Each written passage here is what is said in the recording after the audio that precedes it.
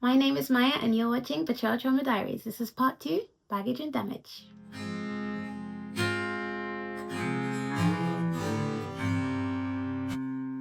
So I think it's safe to say that in the eyes of men everywhere, I am damaged goods and I have baggage. And you know what? Yes, that is true. I am, to put it quite frankly, traumatized. I'm traumatized by the whole experience of marriage and being cheated on, and at this point in time I can't see myself ever being able to trust a man again.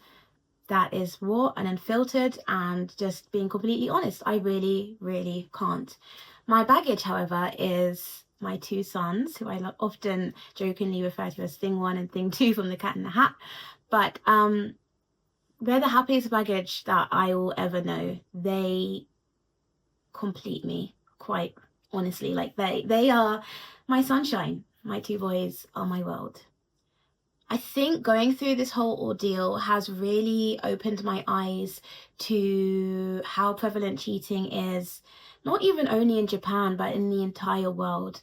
And it's really heartbreaking for me to see so many women who have gone through a similar experience. I didn't know this until quite recently, but apparently pregnancy and postpartum is a very common time for men to cheat on their partners.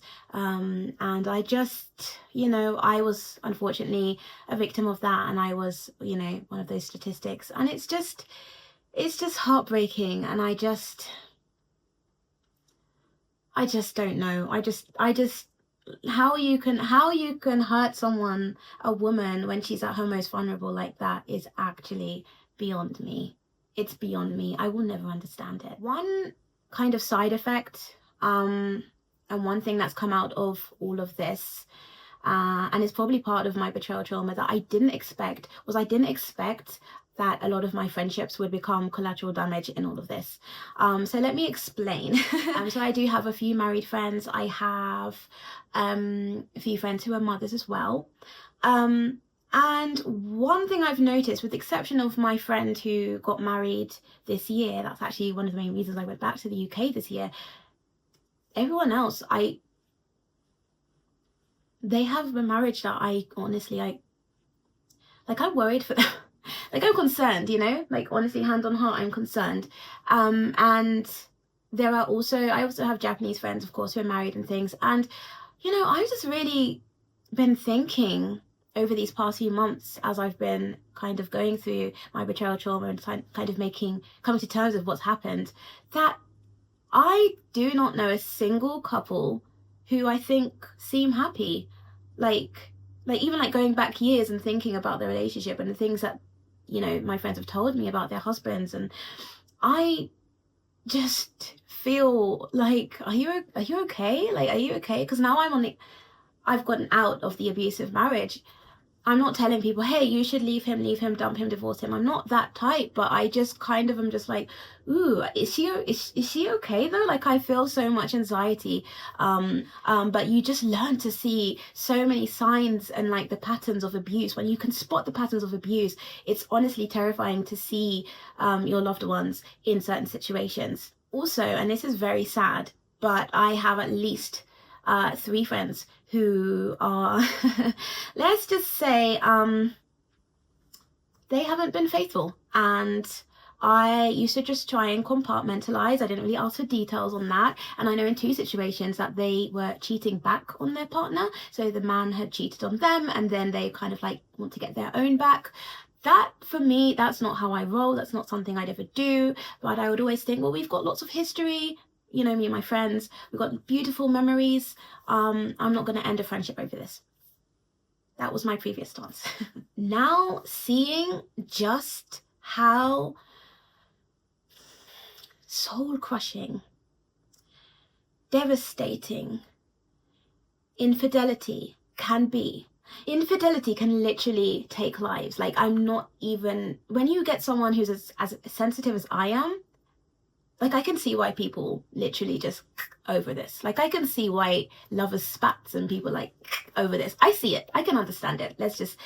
I can see it. So to me, if I know that my friend is staying with a cheater or is the one cheating, I'm so sorry.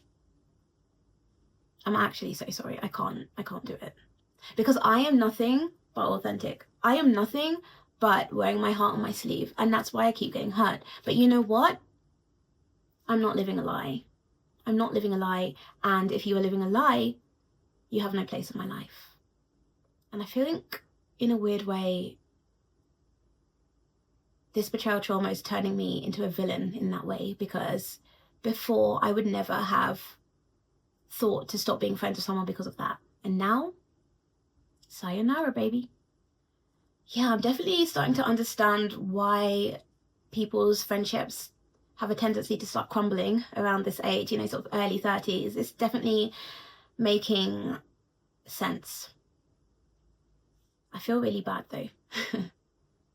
I feel really bad because the people pleaser in me would want to still continue certain friendships. But then it's like, I would feel compelled to call them out on that behavior. And then they would probably hate me. But I can't live a lie. I can't live a lie. If I live a lie, then that makes me a hypocrite, doesn't it? That makes me a hypocrite. I'm not going to be a hypocrite. I'm not going to. Please let me know if you've got experience with this. Would you stay friends with a cheater? Very complicated topic.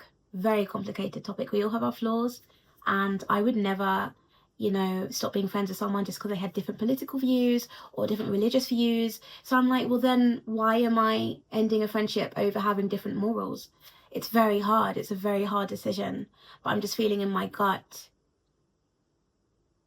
that if you're okay with cheating, I just can't. I just can't. Is this a betrayal trauma talking, or is this, what do you think? Let me know in the comments. Let me know.